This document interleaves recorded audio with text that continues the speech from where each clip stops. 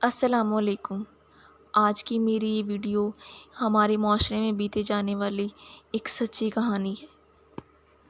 کہانی شروع ہونے سے پہلے اگر آپ میرے چینل انمتا وائس پر نیو ہیں تو چینل کو سبسکرائب کر دیں اور ویڈیو پسند آنے پر ویڈیو کو لائک کر دیں اور بیل کے نوٹیفیکیشن کو پریس کر دیں تاکہ میری آنے والی تمام نئی اپڈیٹس آپ تک سب سے پہلے پہنچ سکیں۔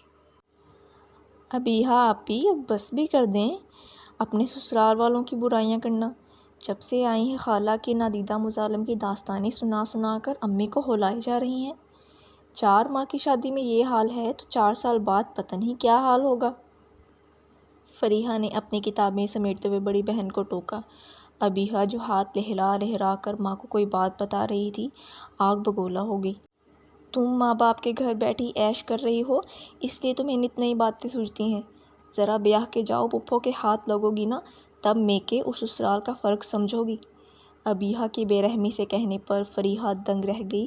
اس کی بڑی بہن خود کو صحیح ثابت کرنے کے لیے اسے بد دعا دے رہی تھی، حالانکہ سب جانتے تھے کہ خالہ اپنی اکلوتی بہو ابیہا پر جان چھڑکتی ہے اور شوہر کا تو بس نہیں چلتا کہ بیوی کی راہوں میں پلکیں ہی بچھا دیں۔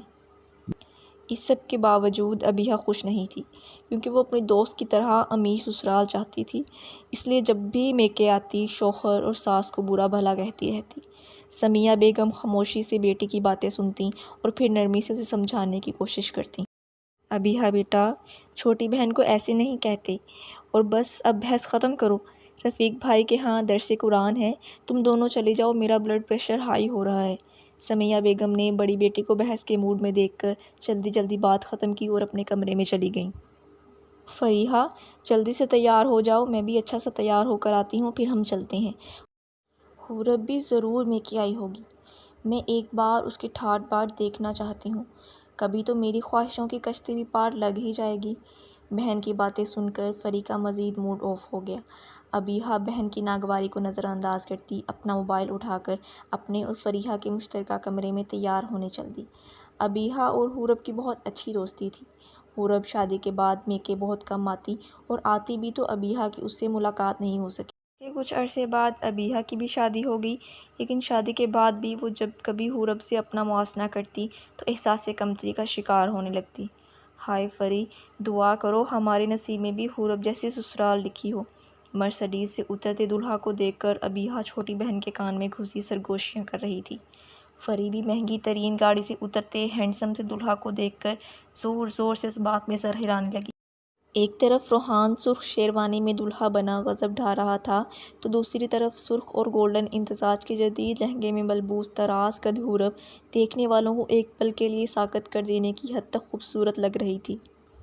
نکاح کے بعد اسٹیج پر ایک دوسرے کی سنگت میں بیٹھے وہ اس قدر اچھے لگ رہے تھے کہ ہر کوئی چاند سورج کی جوڑی کی مثالیں دینے لگا۔ ابیہا اس سے ملنے برائڈل روم میں آئی۔ روحان سنہری کرسی پر ٹانگ جمائے بیٹھا تھا اور حورب ایک ہاتھ کی چٹکی میں لہنگا تھامے دوسرے ہاتھ میں سرخ رنگ کی چھتری پکڑے گردن کو کسی دیو مالائی ملکہ کی طرح اونچے کیے تصویر بنوا رہی تھی۔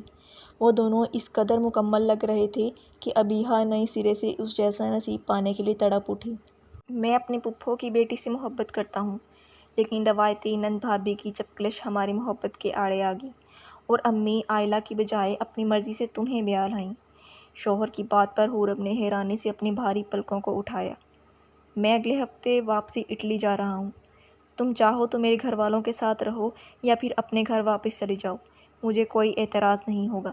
روحان اپنی بات کہہ کر اٹھا اور دیوار گیر الماری کھول کر کھڑا ہو گیا۔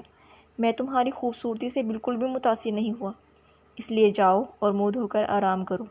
روحان نے اس کی طرف دیکھتے ہوئے ایک اور تیر اس کی طرف پھینکا۔ حورب حیرت سے روحان کی طرف ایسے دیکھ رہی تھی جیسے وہ کسی اور زبان میں بات کر رہا ہو جو وہ سمجھ نہ پا رہی تھی۔ روحان اپنی بات کہہ کر کمرے سے باہر نکل گیا۔ حورب کا وجود زلزلوں کی زد میں آ گیا۔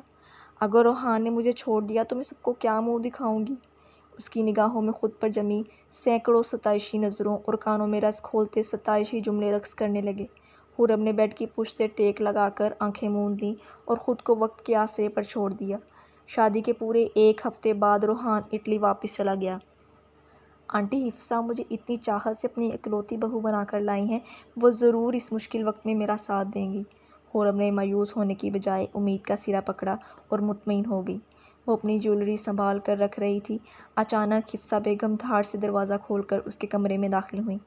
آنٹی، کوئی بات تھی تو مجھے بلا لیتی، حورب نے ہاتھ میں پکڑے جھمکے جیولری باکس میں رکھتے ہوئے کہا۔ بی بی، اب کیا میں دن رات تمہیں بلانے کا کام سر انجام دیتی رہوں گی؟ تمہاری دونوں شادی شدہ نندیں مہمان ہیں، اس لیے اٹھو اور جا کر باورچی خانہ سنبھالو، بہت کر لیا ہار سنگھار۔ حفصہ بیگم نے جیولری کی طرف اشارہ کرتے ہوئے طنز کیا تو وہ نئی سرے سے درد کے سمندر میں غوطے کھانے لگی۔ جی، میں کپڑے چینج کر کے آتی ہوں، حورب نے فیروزی رنگ کے جوڑے کی طرف دیکھتے ہوئے کہا۔ شادی کے 8ویں دن وہ کچن میں کھڑی پرتکلف ڈنر کا اہتمام کر رہی تھی۔ اس دن کے بعد سے ہی پورے گھر کا کام اس کی ذمہ داری بن گیا۔ حفصہ بیگم نے برسوں سے رکھی ہوئی ملازمہ کو بھی منٹوں میں فارغ کر دیا۔ حورب ہر کام دل جمی سے کرتی، صرف اس لیے کہ حفصہ بیگم کی ناپسندیدگی کسی طرح ختم ہو جائے۔ وہ سمجھ نہیں پا رہی تھی کہ آخر کیوں اسے سب ناپسند کرتے ہیں۔ شوہر نے تو کبھی پلٹ کر پوچھا تک نہیں۔ محبت سے بیاہ کر لانے والی ساس سسر اور دونوں نندیں اسے ذلیل کرنا جیسے ثواب سمجھتے تھے۔ اس نے ساس سسر کے دل میں جگہ بنانے کی بے انتہا کوشش کی لیکن ناکام رہی۔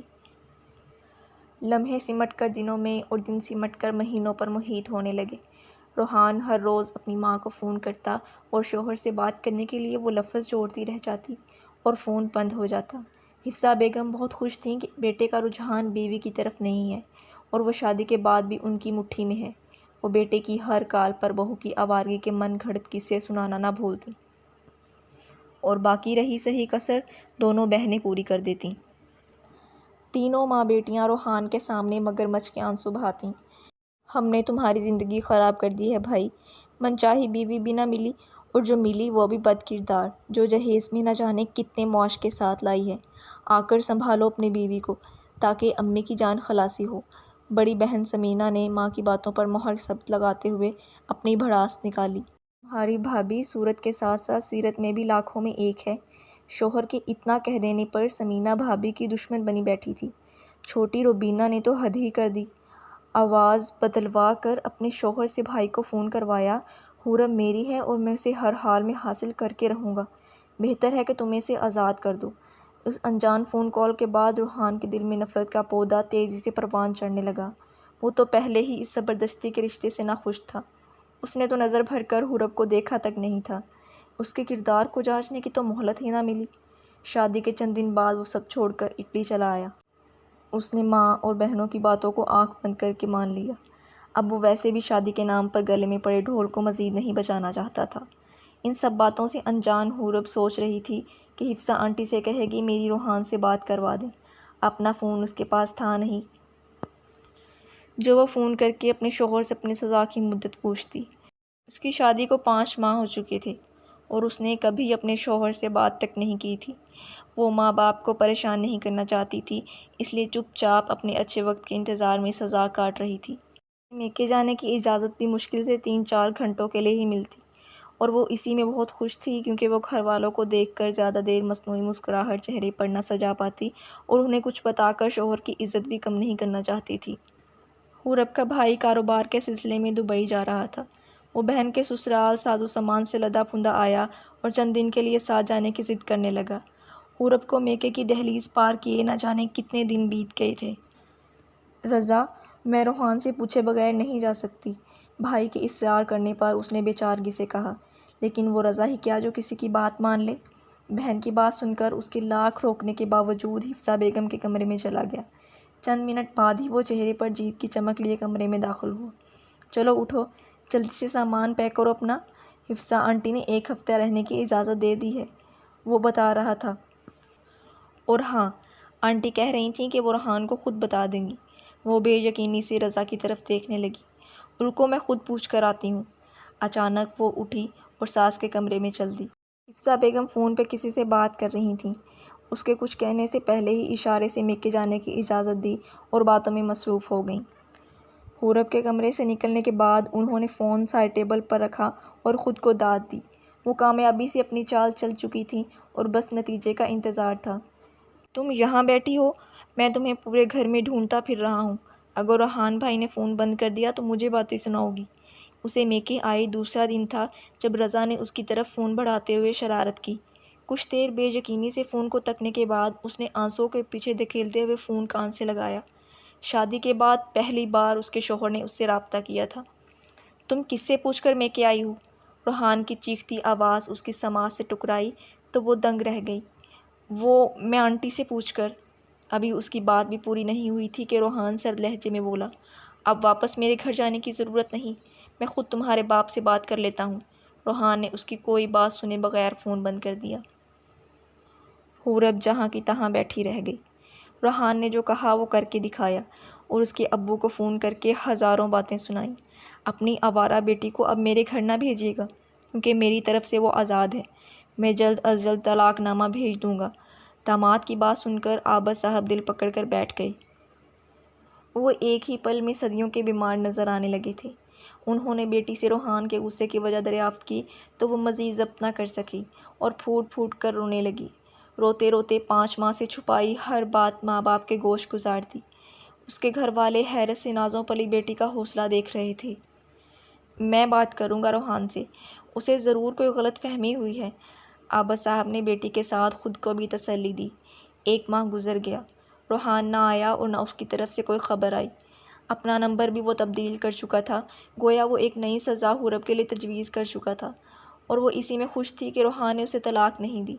اسے یقین تھا کہ جب بھی روحان کی غلط فہمی دور ہوگی وہ ضرور پلٹ کر آئے گا۔ لیکن جب اسے روحان کی دوسری شادی کی خبر ملی تو اس کے خود ساختہ یقین کا بت کرچی کرچی ہو گیا۔ انسان مشکلات سے لڑتے لڑتے بچ تو جاتا ہے لیکن اس کے اندر بہت کچھ مر جاتا ہے۔ اس کے اندر بھی سب کچھ ٹھیک ہو جانے کی خواہش دم توڑ گئی۔ اس نے معاملہ اللہ کے سپرد کیا اور خود کو عبادت الہی تک محدود کر لیا۔ سننے والے اس نام نہاد رشتے سے جان چھڑانے کا مشورہ دیتے لیکن وہ نکاح کے 3 بولوں کی طاقت کو آزما رہی تھی۔ اس کا نصیب بھی اس قدر برداشت پر شرمندہ تھا کیونکہ اس کی قسمت کا فیصلہ غم کے کاغذ میں لپٹا اس کی انگلیوں کے لمس کے انتظار میں تھا۔ وہ قرب الہی کی اس منزل پر پہنچ چکی تھی جہاں پہنچ کر اسے روحان کی طرف سے بھیجا گیا طلاق نامہ بھی اپنے پروردگار کی مصلحت لگا۔ روحان نے اپنی من پسند بیوی کی خواہش پر اسے چھوڑ دیا تھا۔ آہستہ آہستہ طلاق کا غم خدا کی رضا میں مدغم ہونے لگا لیکن وہ ماں باپ کی لاکھ منتوں کے باوجود دوسری شادی پر رضامند نہیں ہو رہی تھی۔ میں موجود تمام عورتیں خشوع و خضوع سے نعت پڑھ رہی تھیں لیکن ابیہا کی آنکھیں حورب کو ڈھونڈنے میں مصروف تھیں۔ اس نے حورب کو لاؤنج سے گزر کر کچن میں جاتے دیکھا تو سرعت سے اٹھ کر اس کے پیچھے لپکی۔ کیسی ہو حورب؟ اس نے سادہ سے کپڑوں میں ملبوس حورب کو حیرانی سے دیکھتے ہوئے پوچھا۔ میں ٹھیک ہوں، تم سناؤ کیسی ہو؟ میں معذرت خواہ ہوں کہ تمہاری شادی میں نہیں آ سکی۔ حورب کے معذرت کرنے پر وہ دل ہی دل میں اس کے نہ آنے پر ایک بار پھر شکر ادا کرنے لگی ورنہ اس کی شاندار شادی کے سامنے اس کی سادگی سے کی گئی شادی اسے شرمندہ کروا دیتی۔